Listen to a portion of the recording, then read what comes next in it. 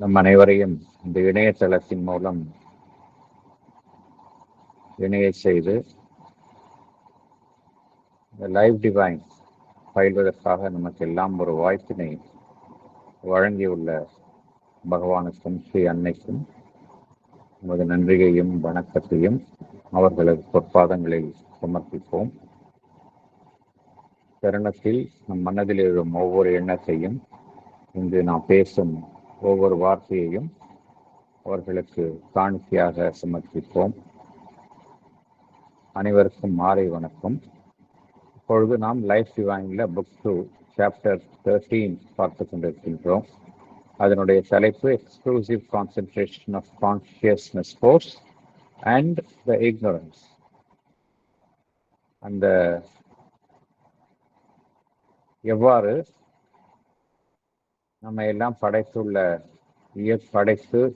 இயக்கும் அந்த உணர்வு நிலையின் சக்தி, கான்ஷியஸ்னஸ் ஃபோர்ஸ், சித் சக்தி, அதனுடைய பிரத்யேகமான கவனக்குவிப்பு ஒவ்வொரு செயலிலும் ஈடுபடுகின்றது, நடைபெறுகின்றது. அதன் மூலமாகத்தான் இந்த அறியாமை என்பது ஏற்படுகின்றது என்பதுதான் பகவான் இங்கு கூறுகின்றார். போன செக்ஷன்ல இந்த எவ்வாறு இந்த அறியாமை காணப்படுகின்றது, வெவ்வேறு தளங்களில், சடதளத்தில் எவ்வாறு காணப்படுகின்றது, அதற்கு உயர் நிலையில் உள்ள வாழ்வு நிலைகளில் எவ்வாறு காணப்படுகின்றது, மனிதனில் எவ்வாறு காணப்படுகின்றது, என்ன இவை இரண்டுக்கும் இடையில் உள்ள வேறுபாடு என்பதெல்லாம் பற்றி பார்த்தோம். தொடர்ச்சியின் பொருட்டு சற்று நினைவு கூறலாம். என்ன பார்த்தோம் என்பதை சற்று நினைவு கூறலாம்.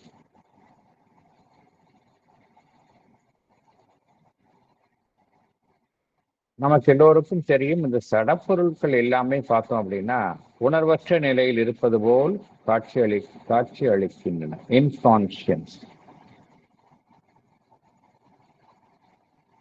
அந்த இடத்தில் என்ன காண்கின்றோம்? நெஷன்ஸ் என்று பகவான் குறிப்பிடுகின்றார். Total absence of knowledge. Ignorance மாத்திரமல்ல, அதனுடைய உச்சகட்ட நிலையை காண்கின்றோம். மனிதனுடைய மனம் என்கின்ற நம் இடத்தில் என்ன காண்கின்றோம்? அறியாமையை காண்கின்றோம். ஆனால் இந்த அறியாமை என்பது வெவ்வேறு நிலைகளில் மனித மனதில் காணப்படுகின்றது. விழித்திருக்கும் பொழுது ஒரு நிலையில் இருக்கின்றோம், உறங்கும் பொழுது வேறொரு நிலையில், ஆழ் உறக்கத்தில் வேறொரு நிலையில், இவ்வாறெல்லாம் நம்முடைய அறியாமையினுடைய நிலைகள் மாறுகின்றன. இதற்கும் அந்த சடப்பொருளில் உள்ள உணர்வற்ற நிலை என்பதற்கும் அடிப்படையில் ஏதேனும் வித்தியாசம் இருக்கின்றதா என்றால்,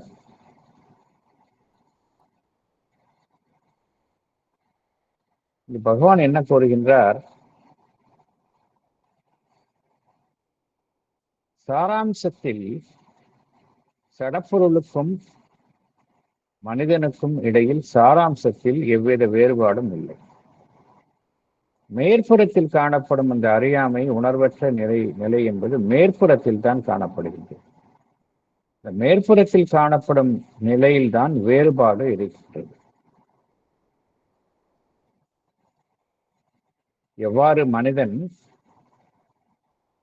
தன்னுடைய பல்வேறு நிலைகளில் விழித்திருக்கும் பொழுது ஒரு நிலையில் இருக்கின்றான், முழு உணர்வு நிலையுடன் இருக்கின்றான், உறங்கும் பொழுது வேறொரு உணர்வு நிலையில் இருக்கின்றான்,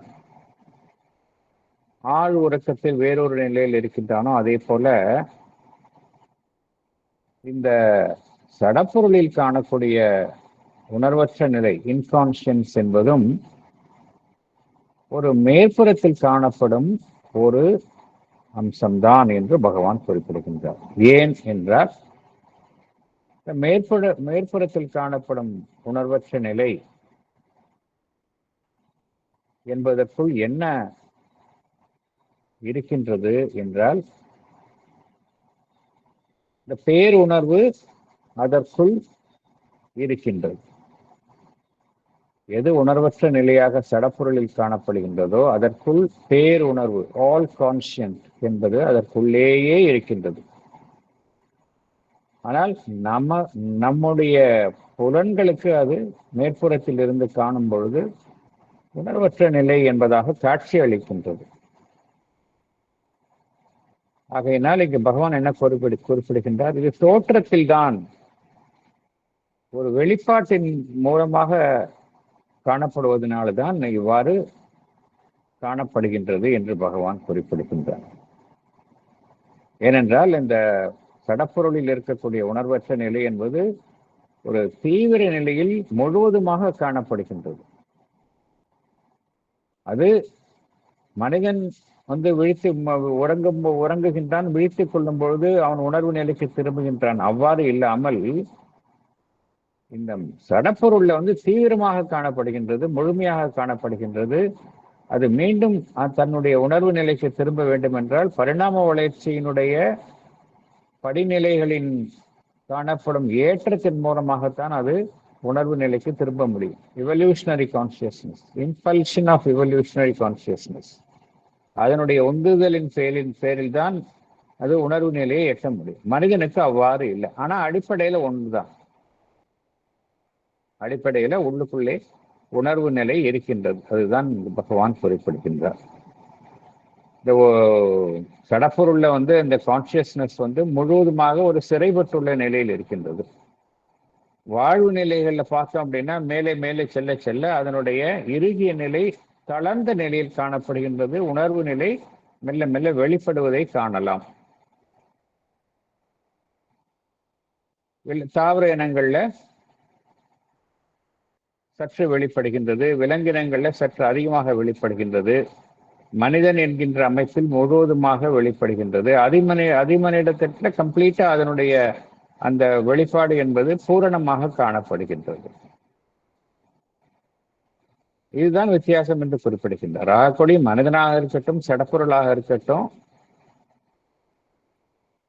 உள்ளுக்குள்ள அந்த கான்சியஸ்னஸ் இருக்கின்றது.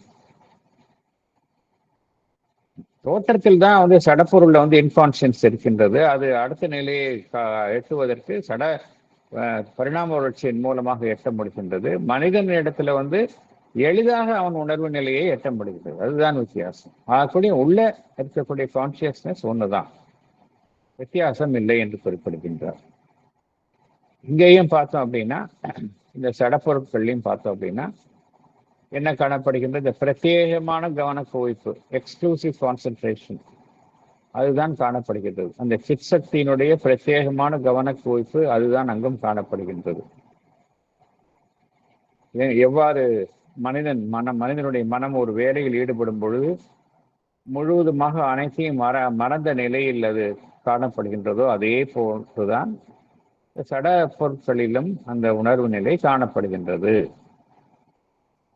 என்ன வித்தியாசம் என்றால் சடப்பொருட்கள்ல இந்த செல்ஃப் லிமிட்டேஷன், தன்னைத்தானே சுருக்கி கொள்ளுதல் என்பது அதனுடைய உச்சக்கட்ட நிலைக்கு கொண்டு செல்லப்படுகின்றது. அதுதான் வித்தியாசம். The self-limitation is carried to a farthest point of self-forgetfulness என்று பகவான் கூறுகின்றார். ஆனால் மனிதன் கிட்ட எப்படி இருக்கு? மனிதன் உறங்கும் பொழுது ஒரு உணர்வற்ற நிலையில் காணப்படுவது போல காணப்படுகின்றான், விழித்துக் கொள்கின்றான் மீண்டும். ஸோ நமக்கு இருக்கக்கூடிய உணர்வற்ற நிலை என்பது ஒரு டெம்பரரியா காணப்படுகின்றது. We can always come back to our consciousness. ஆனால் இந்த சடப்பொருட்கள்ல இந்த தன்னைத்தானே மறந்த நிலை என்பது தற்காலிகமான நிலை கிடையாது. அது அங்க விதியாக செயல்படுகின்றது. It is a law of its action. சடப்பொருட்களுடைய செயல்பாட்டினுடைய விதியே அதுதான். அங்க கம்ப்ளீட் செல்ஃப் இக்னோரன்ஸ். ஆனா மனிதன் கிட்ட எப்படி இருக்கு? Partial knowledge, general ignorance, partial self ignorance, இதுதான் இங்க காணப்படுகின்றது. ஆனா அங்க முழுவதுமாக முழுமையாக காணப்படுகின்றது. மனிதனிடத்துல அந்த உணர்வு நிலையினுடைய அந்த நிலை எவ்வாறு காணப்படுகின்றது என்றால், எந்த நிலையில் இருக்கின்றது என்றால், அந்த முழு உணர்வு நிலைக்கு திரும்பும் நிலையில், அந்த படிநிலையில் அது இருக்கின்றது. அந்த ஏணிப்படியில் மேல்நிலையில் மனிதனிடத்தில் இருக்கின்றது.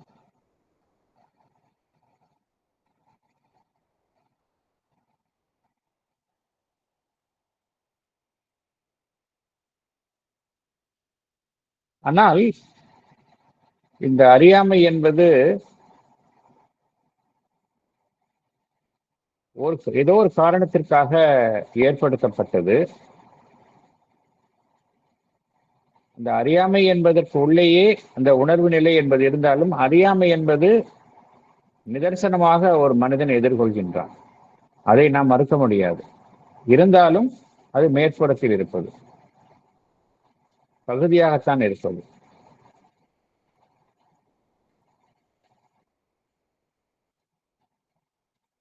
ஆனால் அறியாமையே நம்மளுடைய ஜீவனினுடைய முழு உண்மையாக, அதை நாம் புரிந்து கொள்ள வேண்டும். அறியாமை வேறு ஒரு காரணத்திற்காக தோற்றுவிக்கப்பட்டாலும், மேற்புறத்தில் காணப்பட்டாலும், அறியாமை என்பதை நிதர்சனமாக நாம் எதிர்கொண்டாலும், அதுவே நம்முடைய ஜீவனினுடைய முழு உண்மை ஆகாது. இதைத்தான் பகவான் தெளிவுபடுத்துகின்றார். நாம் அறியாமை என்பதை, அறியாமைக்கு பின்னுள்ள உண்மையை தவறாக புரிந்து கொள்கின்றோம் என்று பகவான் குறிப்பிடுகின்றார். ஏனென்றால் அறியாமை என்றால் என்ன என்று பகவான் விளக்குகின்றார். என்ன கூறுகின்றார்? எதை நாம் அறியாமை என்று அழைக்கின்றோமோ அதில் என்ன இருக்கின்றது என்றால், ஒரு உள் பொதிந்துள்ள இரக்கம் கொண்டுள்ள உணர்வு நிலையும் ஞானமும் இருக்கின்றது. அது என்ன செய்கின்றது? அது மெல்ல மெல்ல பரிணாம வளர்ச்சியில் மேலே வெளிப்படும் நிலையில் இருக்கின்றது. எதை நாம் அறியாமை என்று கூறுகின்றோமோ அதில் உணர்வு நிலை இரக்கம் கொண்டுள்ள நிலையில் இருக்கின்றது. அந்நிலையில் ஞானம், அறிவு என்பது மெல்ல மெல்ல பரிணாம வளர்ச்சியின் மூலம் வெளிப்படும் நிலையில் தான் காணப்படுகின்றது. ஆனால் அது வெளியிலிருந்து பார்ப்பதற்கு ஒரு செயல்படும் நிலையில் எவ்வாறு காணப்படுகின்றது என்றால், இன்கான்ஷியன்ஸ், உணர்வற்ற நிலையாகவும் அறியாமையாகவும் காணப்படுகின்றது. ஆனால் உண்மையிலேயே அதற்குள்ள என்ன இருக்கின்றது என்றால், there is an involved consciousness, there is a knowledge evolving back to itself. இதுதான் அறியாமை, இக்னோரன்ஸ் என்பதனுடைய முழு விளக்கமாக பகவான் குறிப்பிடுகின்றார். என்ன கூறுகின்றார்? அறியாமை என்பது நிதர்சனமாக நாம் எதிர்கொண்டாலும் அது உண்மையிலேயே நம்மளுடைய ஜீவனினுடைய முழு உண்மை அல்ல.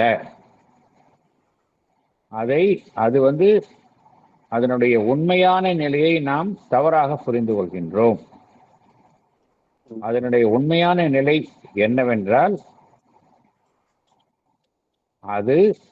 அந்த உணர்வு நிலை ஒரு இரக்கம் கொண்டுள்ள நிலை, உள்பொதிந்துள்ள நிலை. அதிலிருந்து அந்த அறிவு, ஞானம் என்பது மெல்ல மெல்ல தன்னை பரிணாம வளர்ச்சியின் மூலம் வெளிப்படுத்துகின்றது. ஆனால் அது பார்ப்பதற்கு உணர்வற்ற நிலை போலும், மேற்புறத்தில் அறியாமை என்பது போலும் காணப்படுகின்றது. இதுதான் அதற்கு பின்னுள்ள உண்மை என்று பகவான் விளக்குகின்றார். அடுத்தது இந்த பேராகிராஃப் 12 என்ன காரணத்திற்காக இந்த அறியாமை இங்கு இருக்கின்றது, இதெல்லாம் புரிந்து கொள்கின்றோம். ஏன் அறியாமை என்பது எக்ஸ்க்ளூசிவ் கான்சென்ட்ரேஷன், இதெல்லாம் புரிந்து கொள்கின்றோம். எதற்காக இந்த நிலை உருவாக வேண்டும்? இந்த நிலை உருவாகாமல் இருந்திருக்கலாமே என்று ஒரு கேள்வி எழுகின்றது. இந்த அறியாமை என்கின்ற நிலையே ஏற்படாமல் இருந்திருந்தால் என்னவாக இருக்கும்? இதற்கு பின்னால் உள்ள இறைவனின் திட்டம் என்ன? இது குறித்துதான் பகவான் பேராகிராஃப் 12 அதில் விளக்குகின்றார். நம் பேராகிராஃப் 12 அதற்கு உள்ளே செல்லலாம்.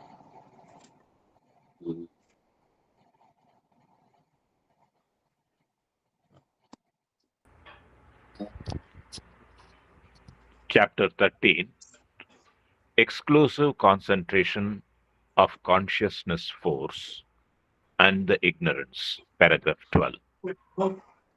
அந்த கம்ப்யூட்டர் உட்காந்து அவங்க மெயில ஓபன் பண்ணி இந்த யூடிஎஸ்ல இருந்து என்னெல்லாமோ அனுப்பிச்சுட்டு இருக்கான். போனா மேடம், உங்க மைக் ஆஃப் பண்ணீங்க please. Paragraph 12. This being the root nature of the ignorance, a practical truth of a phenomenally but not really dividing, of a limiting and separative conscious energy, absorbed in its works to the apparent forgetfulness of its integral and real self, we may answer the questions that arise of the why, the where, and the how of this movement. The reason for the ignorance, its necessity, becomes clear enough once we have seen that without it, the object of the manifestation of our world would be impossible, could not be done at all, or not completely, or not in the way in which it should be and is done. Thank you, sir. Can I read, sir? Yes, please. Yes. Explanation. We have seen that the root nature of the ignorance is an involved consciousness and knowledge evolving back to itself. The ignorance is a practical truth. It is caused by a limiting and separative conscious energy absorbed in its works to the apparent forgetfulness of its integral and real self. The action of this force is only phenomenal, that is, happening only in outward manifestation, but not really dividing. We may see why, where, and how this movement happens. The reason for the ignorance becomes clear to us once we see that without the ignorance, the object of the manifestation of our world would be impossible. But for it, the manifestation could not have happened, or not in the way it should be and is done. Thank you, sir. Thank you. So இப்போ ஒரு முக்கியமான கேள்வி எழுகின்றது. What is the object of the manifestation? அந்த கேள்விக்கு பதில் தெரிஞ்சாதான் நம்மால புரிஞ்சுக்க முடியும் ஏன் அறியாமை என்பது இங்கு இருக்கின்றது என்பது. What is the object of the manifestation? இந்த பரம்பொருள் சச்சிதானந்த நிலையிலே இருந்திருக்கலாம். ஏன் தன்னை வெளிப்படுத்திக் கொள்ள வேண்டும்? அதற்கு பல்வேறு காரணங்கள் இருக்கின்றன. இந்த காரணங்களை எல்லாம் நாம் பார்த்திருக்கின்றோம். இறுதியாக ஒரு காரணம் கூற வேண்டும் என்றால், இப்புவியில் முழுவதுமாக தன்னை வெளிப்படுத்திக் கொள்வது. புவியில் தன்னை முழுவதுமாக வெளிப்படுத்திக் கொள்வது, பல்வேறு நிலைகளின் மூலமாக தன்னை வெளிப்படுத்திக் கொள்வது, அதன் மூலமாக இந்த புவியை அந்த ஒரு இறை சக்தியினுடைய முழு வெளிப்பாடாக வெளிப்படுத்தும் ஒரு அமைப்பாக திருவுருமாற்றம் செய்வது. இதுதான் object of the manifestation.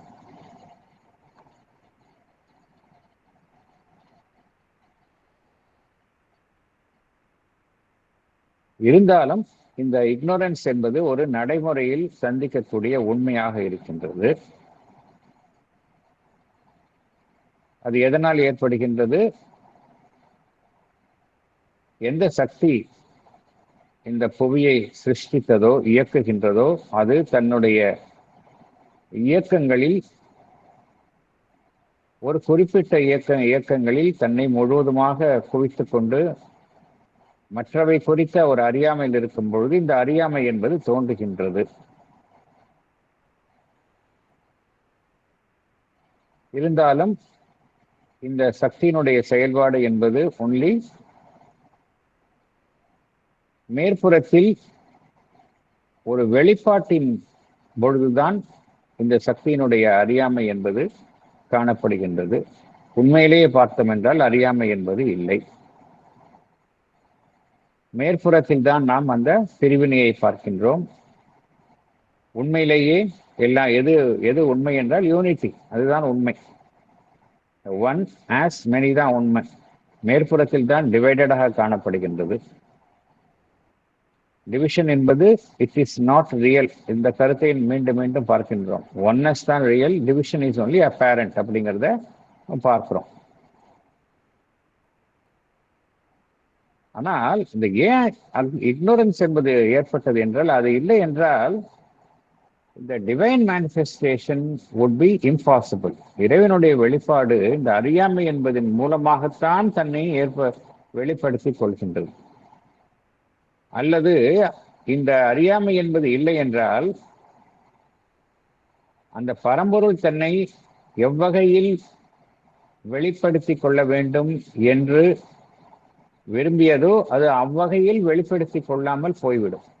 Not in the way it should be and is done அப்படிங்கிறார். இதுல ஒரு முக்கியமான கருத்து நாம் உணர வேண்டும். இதுவரைக்கும் பாரம்பரியமான ஒரு கருத்து, பண்டைய யோகங்கள் ஆன்மீக கோட்பாடுகளில் என்ன கூறப்பட்டுள்ளது என்றால், அறியாமை என்பது அங்கு நிராகரிக்கப்பட்டது, அது ஏற்றுக்கொள்ளப்படவில்லை, அதை யாரும் நியாயப்படுத்தவே இல்லை. எவ்வளவு சீக்கிரம் ஒருவர் இந்த அறியாமையிலிருந்து விடுபட முடியுமோ அவ்வளவு சீக்கிரம் ஒருவர் அறியாமையிலிருந்து விடுபட்டு முழு ஞானத்தை எட்ட வேண்டும் என்றுதான் வலியுறுத்தப்பட்டதே ஒழிய அறியாமைக்கான காரணத்தை அவர்கள் நியாயப்படுத்தவில்லை.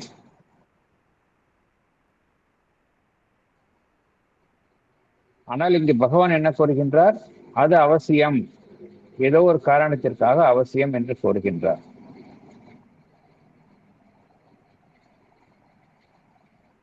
இது என்ன பகவான் குறிப்பிடுகின்றார்? அறியாமை என்பது ஒரு கருவியாக இங்கு நமக்கு உதவுகின்றது. It is a tool. ignorance is a tool. கருவியாக நமக்கு உபயோகப்படுகின்றது. ஒரு அவசியமான கருவியாக நமக்கு உபயோகப்படுகின்றது. எதற்கு ஒரு அவசியமான கருவியாக உபயோகப்படுகின்றது என்றால், அந்த இறை ஞானத்தை எட்டுவதற்காக ஒரு அவசியமான கருவியாக அறியாமை என்பது நமக்கு தேவைப்படுகின்றது. அதனால்தான் பகவான் என்ன குறிப்பிடுகின்றார்? இங்கு அறியாமை என்பது ஒரு காரணத்திற்காக இங்கு தேவை. ஏனென்றால் அதை கடந்துதான் முழு ஞானத்தை எட்ட முடியும். என்ன காரணம் என்பதை இதே பேராகிராஃப்ல பகவான் விளக்குகின்றார். சப்போஸிங் அறியாமையே இல்லை, நேரடியான பூரண ஞானமாக இருந்தது என்றால் என்ன நடக்கும் என்றெல்லாம் விளக்குகின்றார். அதை பார்த்தால் புரிந்து கொள்ளலாம். அடிப்படையில் என்ன புரிந்து கொள்ள வேண்டும் என்றால், இந்த புவியில் இறைவனுடைய வெளிப்பாட்டிற்கு அறியாமை என்பது ஒரு அவசியமான தற்காலிகமான ஒரு கருவியாக செயல்படுகின்றது என்பதை நாம் புரிந்து கொள்ள வேண்டும். அடுத்தது போகலாம், அதில் எக்ஸ்பிளைன் பண்றார் பகவான்.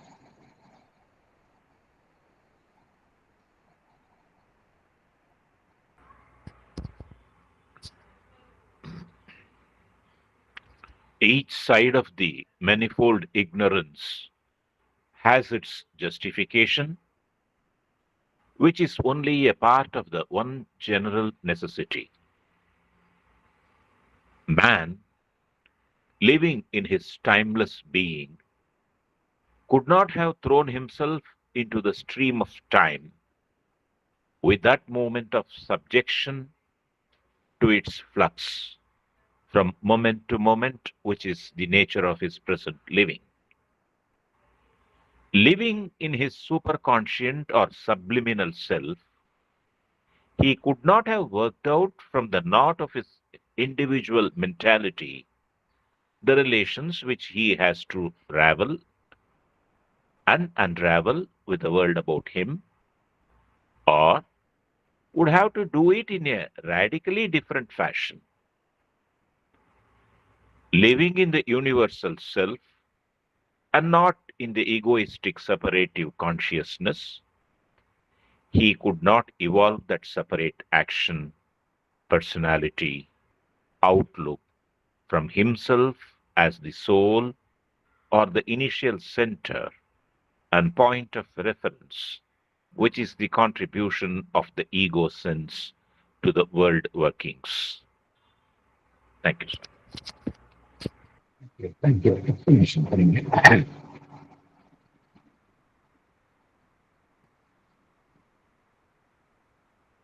படிக்கட்டுமா sir?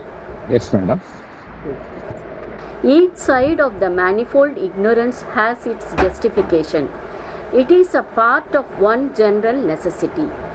But for the ignorance, man would be living in his timeless being. He could not have thrown himself into the stream of time.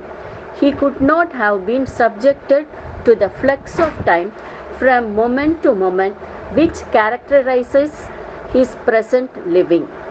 But for the ignorance, he would be forever living in his superconscious state or subliminal self. He could not have worked out his relations with the world about him from his complex mentality. But for his ignorance, he would be living in his universal self and not in his egoistic separative consciousness. He could not evolve that separate action, personality, outlook from himself as the soul or the initial center and point of reference. It is the contribution of the ego sense to the world workings. Thank you, sir.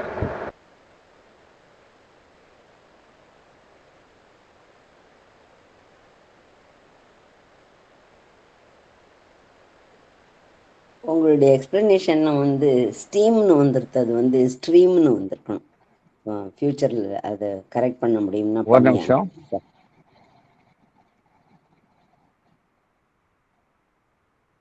Sorry, spelling mistake. Stream of time தான் வந்திருக்கு. Stream தான், R விட்டு போயிருக்கு. Will correct. இப்போ for example,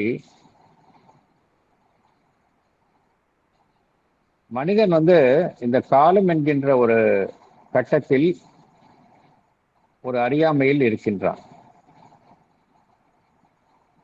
காலத்திற்கு உட்பட்ட ஒரு அமைப்பாக இருக்கின்றான். காலத்திற்கு உட்பட்ட அமைப்பாக இருந்து கொண்டு இந்த கணம் மாத்திரம்தான் அவனுக்கு தெரியும், கடந்த காலம் எதிர்காலம் தெரியாது. சப்போஸிங் அவன் வந்து அந்த காலத்தை கடந்த ஒரு அமைப்பாக இருந்தால் இந்த காலத்திற்கு உட்பட்ட பிரஜையாக அவன் வெளிப்பட்டிருக்க மாட்டான். ஏனென்றால் அவனுடைய தற்காலத்திய வாழ்வு எத்தகையதாக இருக்கின்றது என்றால் கணத்திற்கு கணம் வாழும் ஒரு வாழ்க்கையாகத்தான் அவனுக்கு அமைந்துள்ளது. அதே போல அவன் எப்பொழுதுமே அந்த உச்சகட்ட உணர்வு நிலையிலோ அல்லது ஒரு அந்த உள்ஜீவனிலோ எப்பொழுதுமே வாழக்கூடிய ஒரு அமைப்பாக இருந்தால் அவனால் இந்த உலகத்துடன் தொடர்பு கொள்ள முடியாது. மனம் என்கின்ற அமைப்பின் மூலம் அவனால் உலகத்துடன் உலக நடவடிக்கைகளில் அவனால் ஈடுபட முடியாது. அதே போல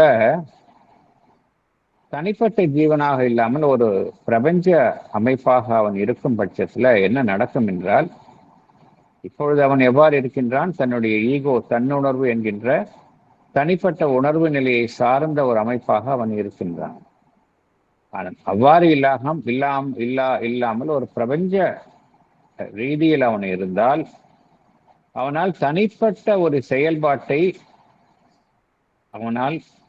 செயல்பாட்டில் இயங்க முடியாது. தனிப்பட்ட ஆளுமையை அவனால் கொள்ள முடியாது. அவனை ஒரு மையமாக வைத்து அவன் செயல்பட முடியாது. அவன் ஒரு மையமாகவே இருக்க மாட்டான். அவனை மையமாக எது ஏற்படுத்துகின்றது என்றால் அவனுள் இருக்கக்கூடிய நான் என்கின்ற தன்னுணர்வு. அந்த மையத்தில் இருந்துதான் அவன் உலக இயக்கங்களில் அந்த மையத்தில் இருந்துதான் செயல்படுகின்றான். இது ஏன் எகைன் கேட்கலாம், இது ஏன் இவ்வாறு ஏற்பட வேண்டும் என்றால், இந்த மனிதனை எடுத்துக்கொண்டால் எல்லாமே இறைவனினுடைய வெளிப்பாடு என்பதை நாம் அறிகின்றோம். எல்லாமே அந்த பரம்பொருளினுடைய வெளிப்பாடு தான். அந்த பரம்பொருள் தனி மனிதனிடத்தில் எவ்வாறு வெளிப்படுத்திக் கொள்கின்றது? ஆத்மன் அவ்வாறுதான் வெளிப்படுத்திக் கொள்கின்றது. எல்லாம் கடந்த நிலையில் இருக்கக்கூடிய அந்த பரம்பொருள் தனி மனிதனிடத்தில் ஆத்மன் என்கின்ற அமைப்பின் மூலம் வெளிப்படுத்திக் கொள்கின்றது. எங்கும் பரவியுள்ள அந்த பிரபஞ்சம் ரீதியாக பிரபஞ்சத்தை தழுவி இருக்கக்கூடிய பரம்பொருள் இறைசக்தி தனி மனிதனுள் இருக்கக்கூடிய அந்த உள்ஜீவன் அதன் மூலமாக தன்னை ஈடுபடுத்திக் கொள்கின்றது. ஒரு தனி மனிதன் என்கின்ற அமைப்பின் மூலமாகத்தான் அந்த இறைசக்தியினுடைய தனிப்பட்ட அமைப்பு செயல்படுகின்றது. ஆகையினால் ஒரு தனி மனிதனை எடுத்துக்கொண்டால் அந்த பரம்பொருளினுடைய 3 நிலைகளும் அவன் மூலமாக வெளிப்படுத்தப்படுகின்றன. இதில் அவன் ஆத்மனாகவே இருந்து விட்டாலோ அல்லது வெறும் உள்ஜீவனாகவே இருந்து விட்டாலோ அவன் எவ்வாறு தன்னை வெளிப்படுத்திக் கொள்ள முடியும்? அங்கு அந்த பரிணாம வளர்ச்சியின் மூலம் வெளிப்படுத்திக் கொள்ள வேண்டும் என்கின்ற தேவையே இருக்காது. அந்த இடத்துல அவன் உடலை சார்ந்து இயங்கும் ஒரு அமைப்பாக இருப்பதினால்தான் தன்னை பரிணாம வளர்ச்சியின் மூலம் வெளிப்படுத்திக் கொள்ளும் ஒரு அமைப்பாக இருக்கின்றான்.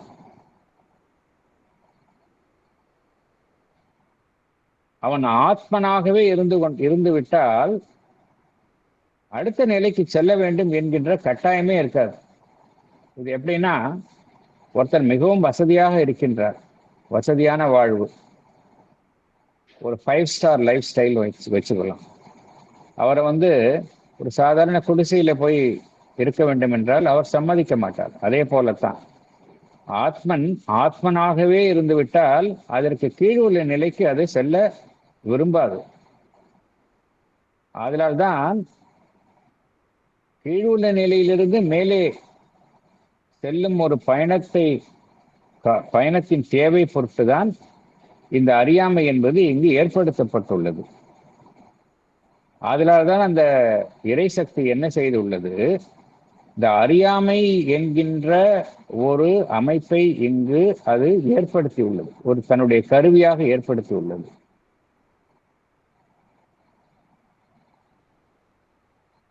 இந்த அறியாமை என்கின்ற அமைப்பின் மூலம் அந்த இறைசக்தி என்ன செய்துள்ளது, மனிதனுள் அந்த பார்ஷியல் நாலேஜ், காலத்திற்கு உட்பட்டு செயல்படும் அந்த பகுதியான ஞானம் என்கின்ற ஒரு அம்சத்தை அவனுள் அது ஏற்படுத்தியுள்ளது. இதற்கு இன்னொரு நாம பார்க்கலாம். இப்போ இன்னொரு ரியல் எக்ஸாம்பிள், நாம் எல்லாம் அறிந்த ஒரு உதாரணத்தை நாம் எல்லாம் அறிந்த ஒரு செய்தியை நாம் நினைவு கூறலாம். நமக்கு எல்லாம் தெரியும், சுவாமி விவேகானந்தர் ராமகிருஷ்ண பரமஹம்சரை பார்த்த உடனேயே அவர் நம்பவில்லை. இறைவன் இருக்கின்றானா என்பதை எனக்கு காட்டுங்கள் என்று அவரிடம் வேண்டுகின்றார். ஸ்ரீராமகிருஷ்ணர் என்ன செய்கின்றார், அவருடைய நெஞ்சில் தன்னுடைய விரலை அழுத்துகின்றார். உடனேயே சுவாமி விவேகானந்தருக்கு அந்த பிரம்ம உணர்வு நிலை வந்து விடுகின்றது. பிரம்மி கான்சியஸ்னஸ் கம்ப்ளீட்டா தன்னை இழந்து விடுகின்றார். அந்த நிலையில் இருந்துவிட்டு அவருக்கு மீண்டும் சாதாரண நிலைக்கு திரும்ப மனம் வரவில்லை. அங்கேயே இருந்துவிடத்தான் அவர் துணிந்து விட்டார். உடனேயே ஸ்ரீ ராமகிருஷ்ணர் அவரை மீண்டும் பழைய நிலைக்கு அவரை இழுத்து என்ன கோருகின்றார் என்றால், நீ அந்த நிலையிலேயே இருந்துவிட விரும்பினால் இத்தகைய அனுபவங்களை இத்தகைய அனுபவங்கள் உனக்கு தோன்றுவதை நான் முழுமையாக தடுத்து விடுவேன் என்று எச்சரிக்கின்றார். என்ன காரணம் என்றால், உனக்கு எப்பொழுதுமே அந்த பிரம்மிக் கான்சியஸ்னஸ் அது இருந்தால் நீ இந்த உலகத்தில் இருக்க மாட்டாய். இந்த உலகத்தில் எனக்காக வேலை செய்ய நீ சாதாரண நிலையை இருந்துதான் செயல்பட வேண்டும் என்று அவரை சாதாரண நிலைக்கு அழைத்து செல்கின்றார். அதே போலத்தான் this is the same thing with the human beings. நம் எப்பொழுதுமே பிரம்மிக் கான்சியஸ்னஸ் இருந்தோம் அப்படின்னா உலகத்தில் இருக்க வேண்டிய அவசியமே இருக்காது. அறியாமை என்கின்ற நிலையில் இருப்பதனால்தான் நாம் மேல மேல கடந்து நாம் அடுத்த நிலைக்கு செல்கின்றோம்.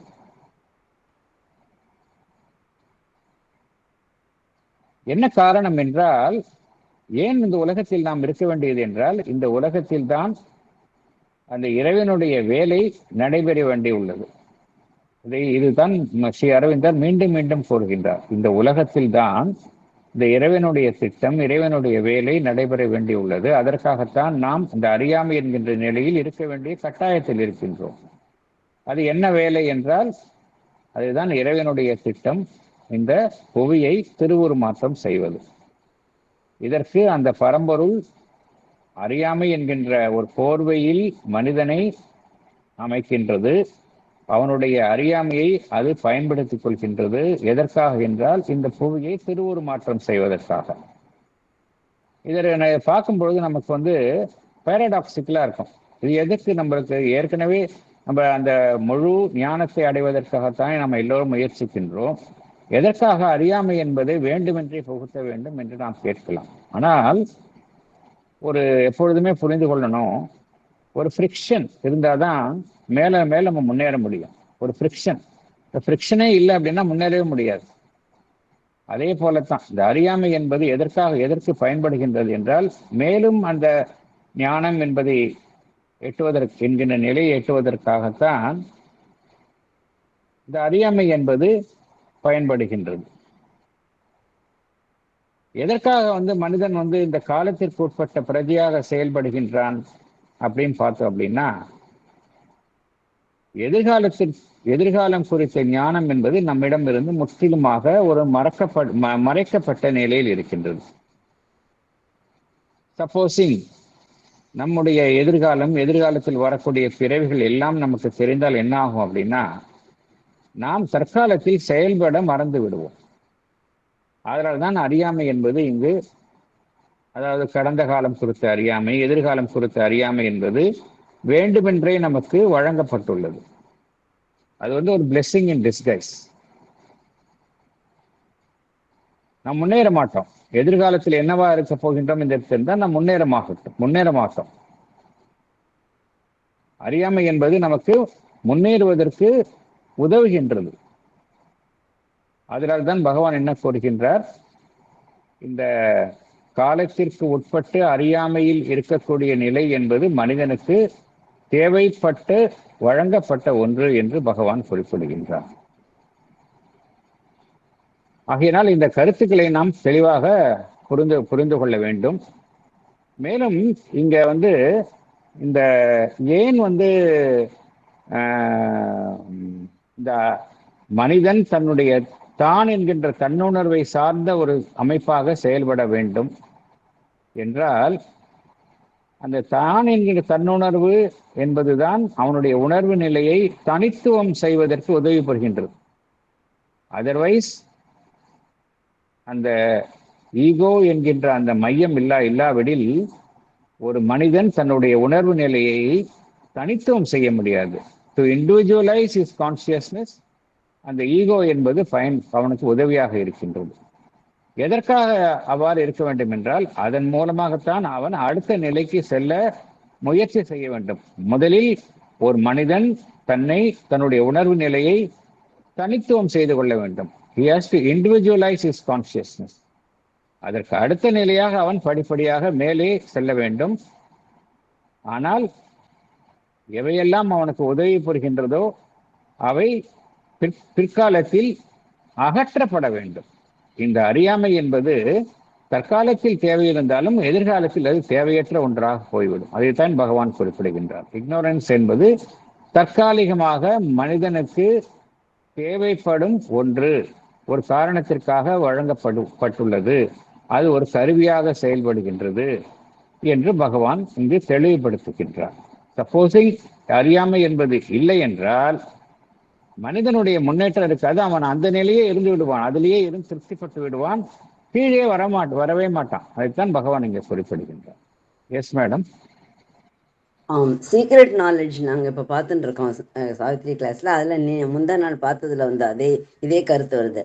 This world is a beginning and a base where life and mind erect their structured dreams அப்படின்னு சொல்லிட்டு அப்புறம் கொஞ்சம் வரிகள் கழிஞ்சு yet ignorant veil is lifted from our eyes அப்படின்னும் பகவான் சொல்லியிருக்கார் சார்.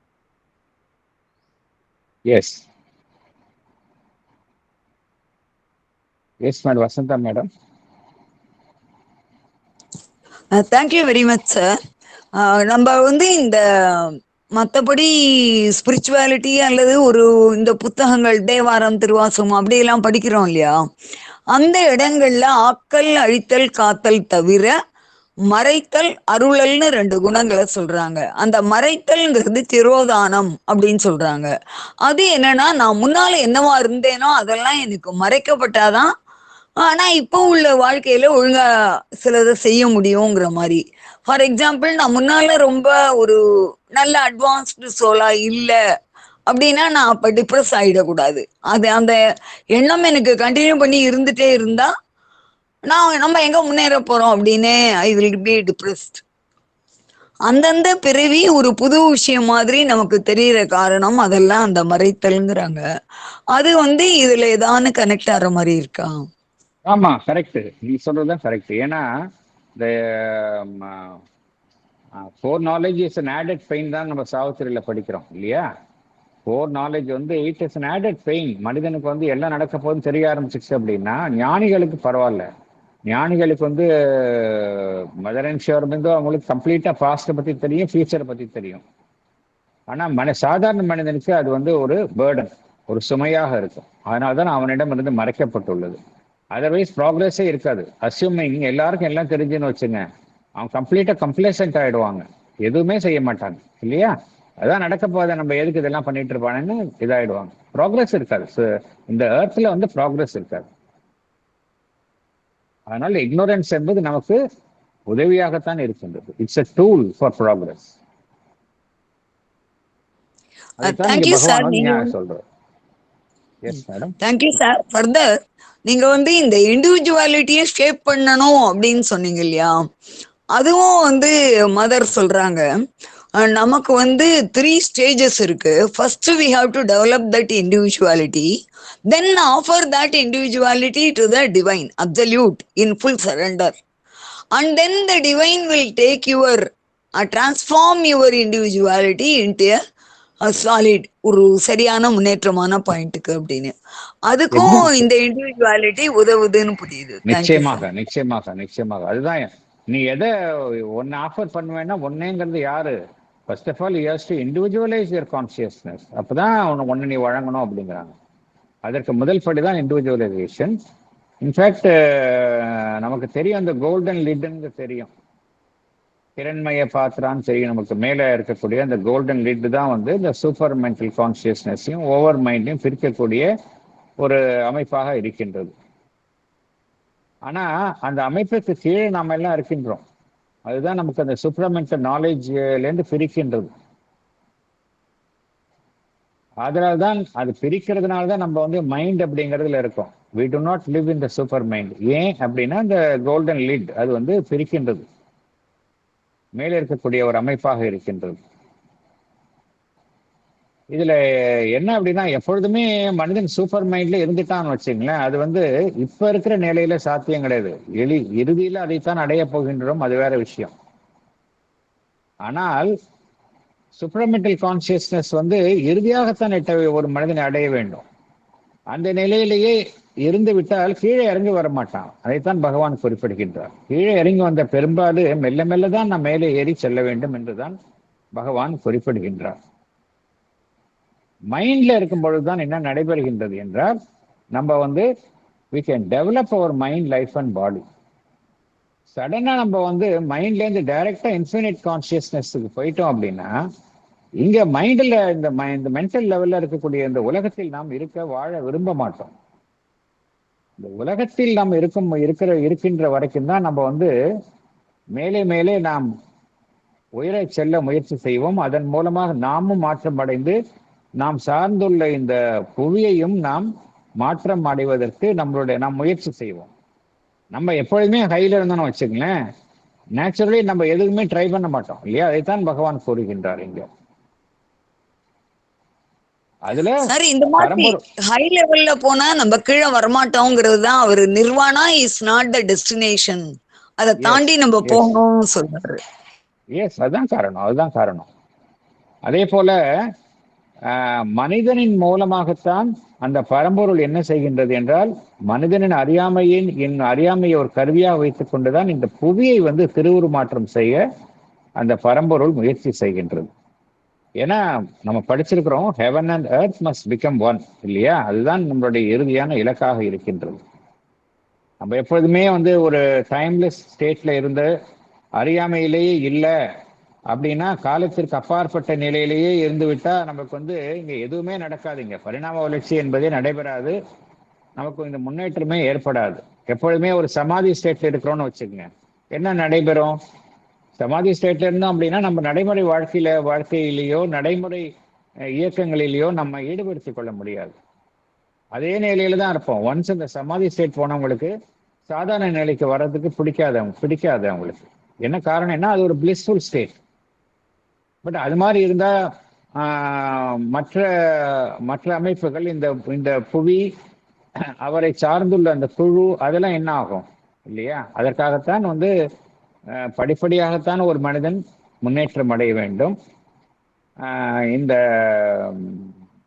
எப்பொழுதுமே வந்து உயர் உணர்வு நிலையிலேயோ, எப்பொழுதுமே ஒரு மனிதன் உள்ஜீவு நிலையோ எப்பொழுதுமே இருக்கணும் அப்படின்னா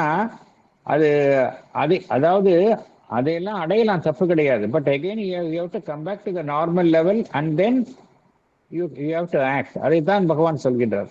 நம்ம பகவான் சொல்றது தப்பா புரிஞ்சிக்க கூடாது. You can reach a superconscient, you can reach a subliminal, but yet you have to act from your normal state. அதுதான் பகவான் திருப்பி கூறுகின்றார். ஏன்னா நம்ம உலக இயக்கங்களுடன் ஈடுபடுத்திக் கொள்ள வேண்டும் என்றால் நம்ம வந்து அந்த தனிப்பட்ட மென்டாலிட்டி, இண்டிவிஜுவல் மென்டாலிட்டி என்கின்ற ஒரு நிலையில் இருந்துதான் நாம் செயல்படணும். த நாட் ஆஃப் இண்டிவிஜுவல் மென்டாலிட்டி, அதுதான் நம்மளுடைய ஈகோ என்பது. மனிதனை வந்து எதை தனித்துவம் படுத்துகின்றது என்றால் நான் என்கின்ற தன்னுணர்வு. அதுதான் வந்து ஒரு முடிச்சு போல செயல்படுகின்றது. அந்த முடிச்சை மையமாக வைத்துக் கொண்டுதான் நம் அனைவருமே செயல்படுகின்றோம். எப்பொழுதுமே நம்ம சூப்பர் கான்சியன்ஸ்லயோ, எப்பொழுதுமே நம்ம சப்ளிமினல் இருந்து கொண்டு யூனிவர்சல் கான்சியஸ்னஸ்லயோ இருந்தோம் அப்படின்னா அந்த நிலையை எட்டினாலும் திருப்பி நம்ம நார்மல் நிலைக்கு வந்துதான் செயல்படணும். அதுதான் முக்கியம். அந்த நிலையை எட்டலாம், தப்பு கிடையாது. But you have to come back to your normal state and then act. அதைத்தான் பகவான் மீண்டும் குறிப்பிடுகின்றார். இந்த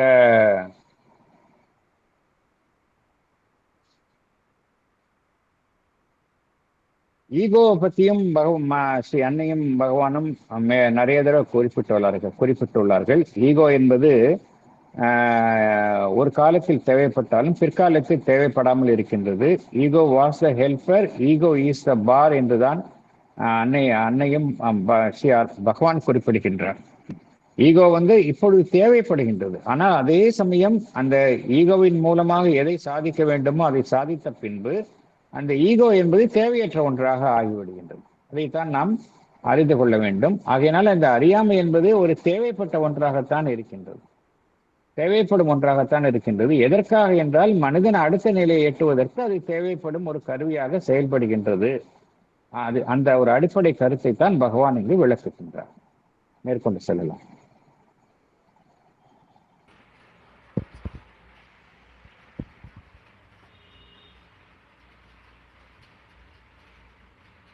Yes, madam. Nalini, madam. Good. Yes. Good evening, sir.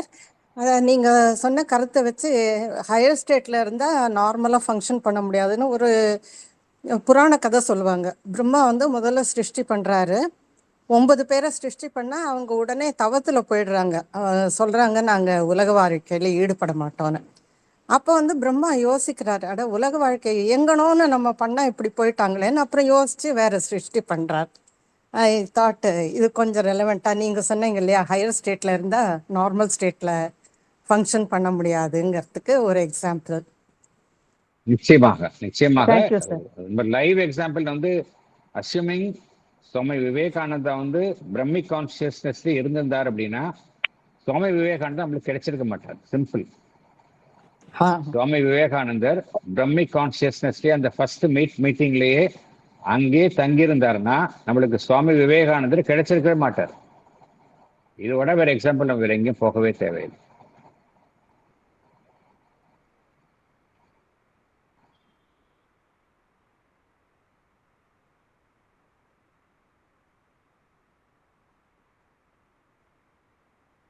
அடுத்தது போகும்.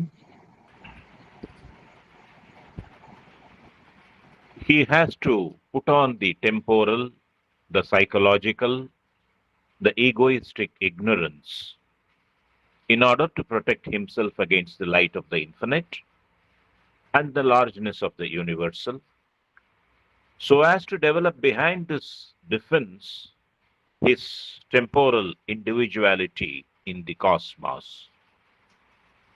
He has to live as if in this one life and put on the ignorance of his infinite past and his future. For otherwise, if the past were present to him, he could not work out his present selected relations with his environment in the way intended. His knowledge would be too great for him. It would necessarily alter the whole spirit and balance and form of his action. He has to live in the mind, absorbed by this bodily life, and not in the supermind. For otherwise, all these protecting walls of ignorance created by the limiting, dividing, differentiating power of mind would not be built or would become too thin and transparent for his purpose. Thank you, sir. Thank you. Thank you. Excellent.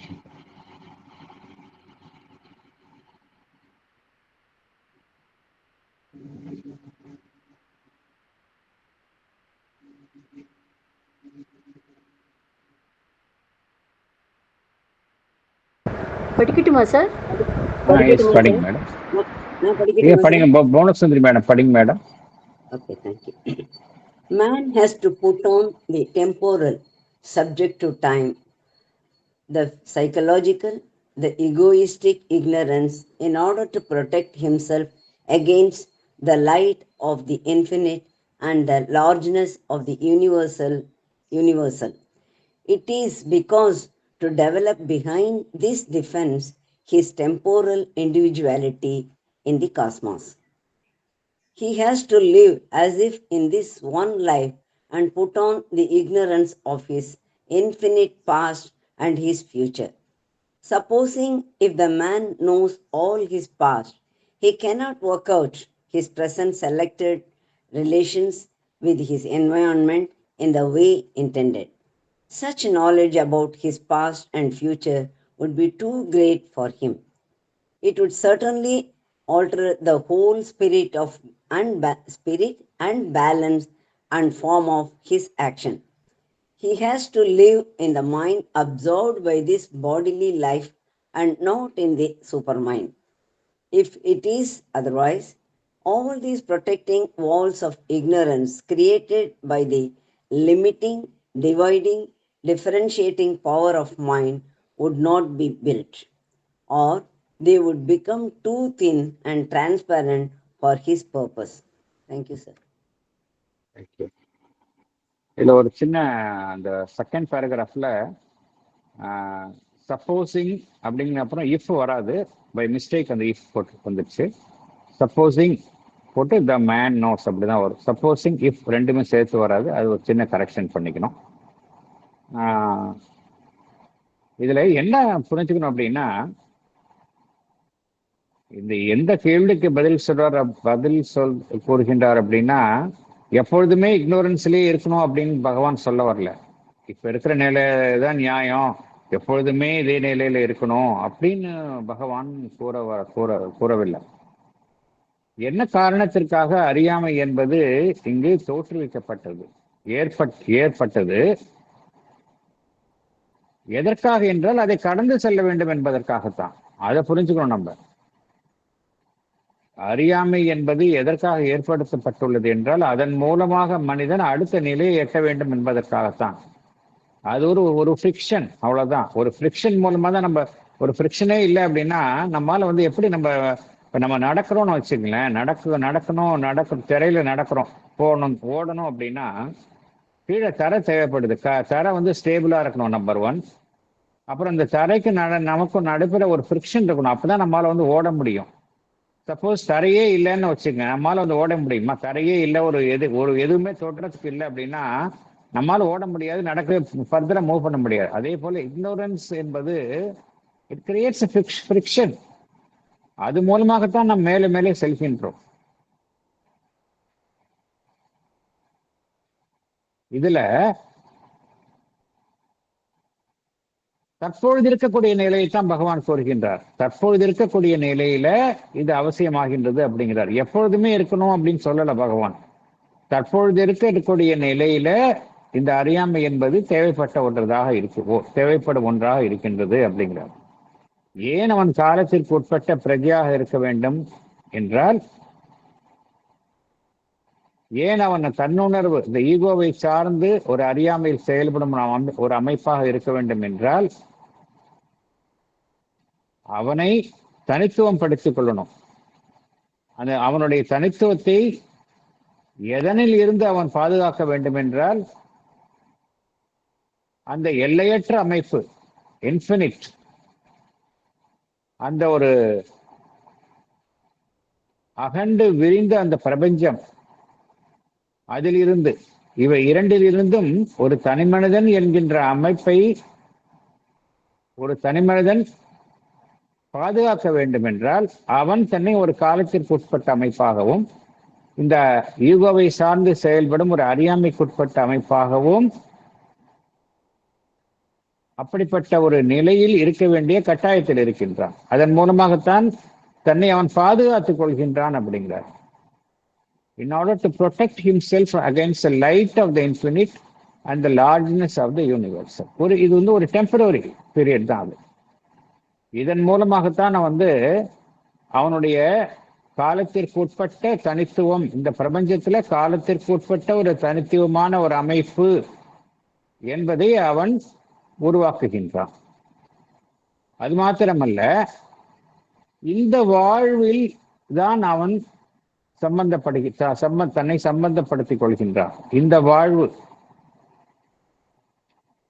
ஒரு மனிதனுக்கு எடுத்துக்கொண்டால், அவனுடைய கடந்த காலம் குறித்த முழு அறியாமையில் அவன் இருக்கின்றான், எதிர்காலம் குறித்த முழு அறியாமையில் இருக்கின்றான். எப்படி வாழ்கின்றோம்? ஆஸ் இஃப் நமக்கு இந்த வாழ்வு, இந்த பிறவி ஒன்றுதான் வாழ்வு, அந்த நிலையில்தான் அவன் இருக்கின்றான். அஸ்யூமிங் நமக்கு கடந்த காலம் முழுவதும் நமக்கு தெரியும், எதிர்காலத்துல எல்லாமே என்ன நடக்கப் போகின்றது, எவ்வாறு இருக்கின்றது என்பதே தெரியும். அப்படி என்றால் இங்க மனிதன் ஏதாவது ஒரு முன்னேற முடியுமா அப்படின்னா நிச்சயமா முடியாது. அவன் இந்த புவிக்கு சம்பந்தம் இல்லாத ஒரு பிரஜையாகிடுவான்.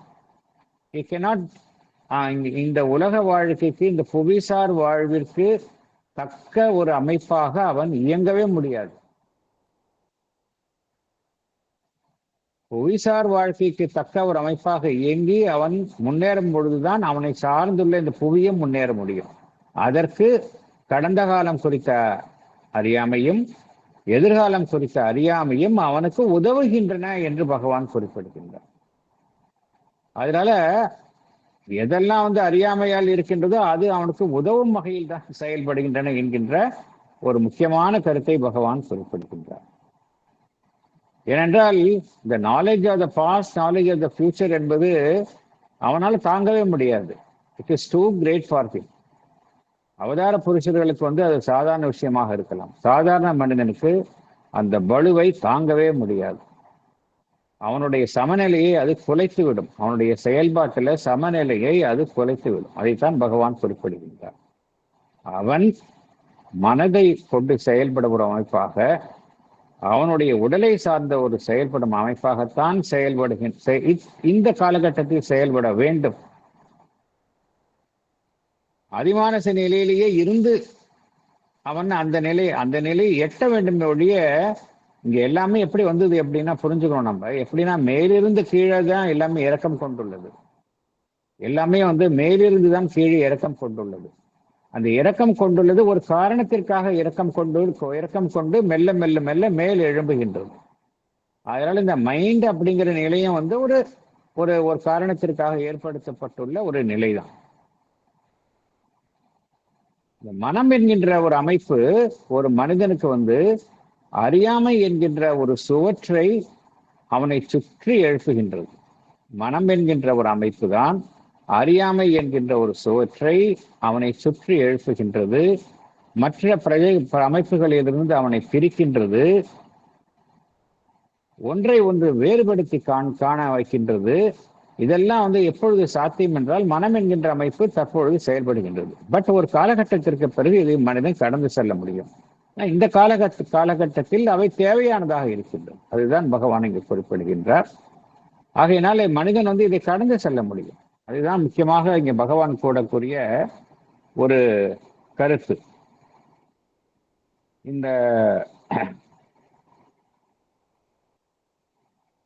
இந்த ப்ரொடெக்ஷன் அப்படிங்கிறத நம்ம புரிஞ்சுக்கணும். ஏன் ப்ரொடெக்ஷன் தேவை அப்படின்னா, நம்ம டிவைன் பீயிங் கிடையாது. நம்ம ஆர்டினரி ஹியூமன் பீயிங். டிவைன் பீயிங்காகவே இருந்துட்டோம் அப்படின்னா ப்ரொடெக்ஷன் தேவையில்லை. But we are ordinary being. இப்போ உதாரணத்துக்கு எடுத்துக்கலாம். உதாரணத்துக்கு ஒரு செடியை நடுறோம். நம்ம அந்த செடி வளர்ந்து நன்றாக மரம் ஆகின்ற வரைக்கும் பார்க்கணும் அப்படின்னா அதற்கு சுற்றி ஒரு ப்ரொடெக்ஷன் போடுறோம். நம்ம காற்றில் இருந்து பாதிக்காமல், அதிக சூரிய வெளிச்சத்தில் இருந்து பாதிக்காமல், மற்ற விலங்குகளில் இருந்து பாதுகாத்து நம்ம அதுக்கு சுற்றி ஒரு வேலியை அமைக்கின்றோம். எது வரைக்கும் வைக்கின்றோம்? அது நன்றாக வளர்ந்து மரமாகி ஒரு வலிமையான அமைப்பாக ஆகும் வரையில் அதுக்கு சுற்றி ஒரு வேலி போடுறோம். அதுபோலதான் மனிதனும் அவன் நன்றாக வளர்ந்து அந்த அதிமனிதனாக ஆகின்ற வரைக்கும் இந்த ப்ரொடெக்ஷன் தேவைப்படுகின்றது. அதைத்தான் நாம் புரிந்து கொள்ளணும். ப்ரொடெக்ஷன் எப்பொழுதுமே இருக்கணும்னு பகவான் சொல்லலை. அதை நம்ம சரியா புரிஞ்சுக்கணும். அது நல்லா வர்ற வரைக்கும் அவனை சுற்றி ஒரு பாதுகாப்பு வளையம், அறியாமை என்பது ஒரு பாதுகாப்பு வளையமாக அவனுக்கு செயல்படுகின்றது என்று பகவான் குறிப்பிடுகின்றார். அப்பொழுதுதான் ஒரு தனிமனிதன் என்பவன் இந்த பிரபஞ்ச அமைப்பு என்கின்ற அமைப்பினால் பாதிக்கப்படாமல் செயல்படும் ஒரு தனிப்பட்ட அமைப்பாக இருக்க முடியும். அந்த இக்னோரன்ஸ் என்பது ஒரு ப்ரொடெக்டிவ் ஷீல்டு, ஒரு பாதுகாப்பு கவசமாக அவனை சுற்றி அமைந்து செயல்படுகின்றது என்று பகவான் குறிப்பிடுகின்றார். எப்படி நம்ம குழந்தைய நம்ம ப்ரொடெக்ட் பண்றோம் இல்லையா? குழந்தைய ஒரு அன்டியூ இன்ஃப்ளூயன்ஸ்ல எல்லாம் நம்ம ப்ரொடெக்ட் பண்றோம். ப்ரொடெக்ட் பண்ணி மெல்ல மெல்ல மேல ஒரு அடல்ட் ஆகுது. அப்போ அது எல்லாம் he is fit enough to face the world. அது வரைக்கும் நம்ம அந்த குழந்தைய நம்ம பாதுகாத்து தான் வைக்கிறோம். அன்டியூ இன்ஃப்ளூயன்ஸ், அன்வான்ட் திங்ஸ், இதுல இருந்து நம்ம ப்ரொடெக்ட் பண்றோம். அதே போலத்தான் இந்த அறியாமை என்பது நம்மை தற்காலிகமாக பாதுகாக்கும் ஒரு அமைப்பாக செயல்படுகின்றது என்று பகவான் குறிப்பிடுகின்றார். ஒன்ஸ் நம்ம எப்படி குழந்தை அடல்ட் ஆனோன்னு இந்த பாதுகாப்பு என்பது அவசியம் இல்லாமல் போகின்றதோ, அதே போல நம்ம இந்த மனம் என்கின்ற நிலையை தாண்டி அடுத்த நிலைக்கு வந்த பிறகு இந்த பாதுகாப்பு என்பது அறியாமை என்கின்ற ஒரு பாதுகாப்பு வளையம் நமக்கு தேவைப்படாமல் போகின்றது. ஸோ இக்னோரன்ஸ் டெம்பரரி தான், பெர்மனண்டாக இருக்க வேண்டும் என்கின்ற அவசியம் இருக்காது. அப்போ இந்த shield of ignorance will be no more required. அதே போல ஈகோ என்கின்ற அமைப்பினுடைய தேவையும் இருக்காது. ஈகோ என்பது இப்பொழுது மனிதனை தனித்துவம் படுத்துவதற்கு உபயோகமாக இருந்தாலும் கூட ஒரு காலகட்டத்தில் அதனுடைய தேவை இல்லாமல் போய்விடும். இதைத்தான் பகவான் இங்கு மேலும் மேலும் அதை தெளிவுபடுத்துகின்றார்.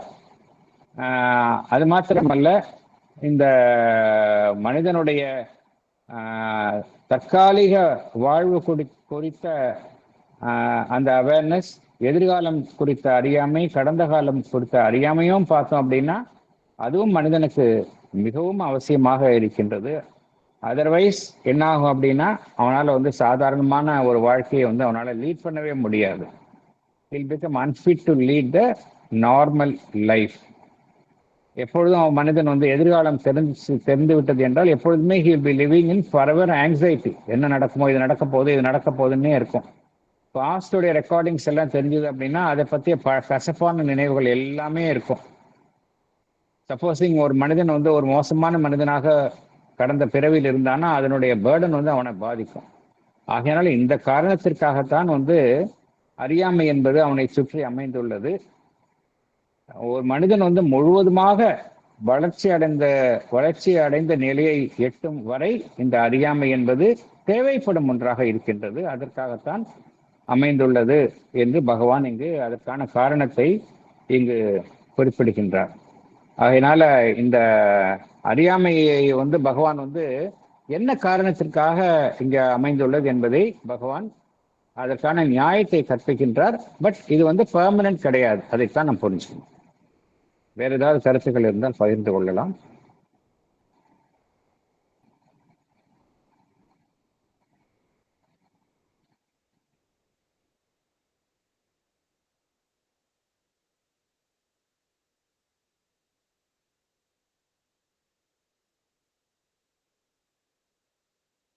வேற எதுவும் கருத்துக்கள் இல்லை, நம்ம செஷனை முடித்துக் கொள்ளலாம்.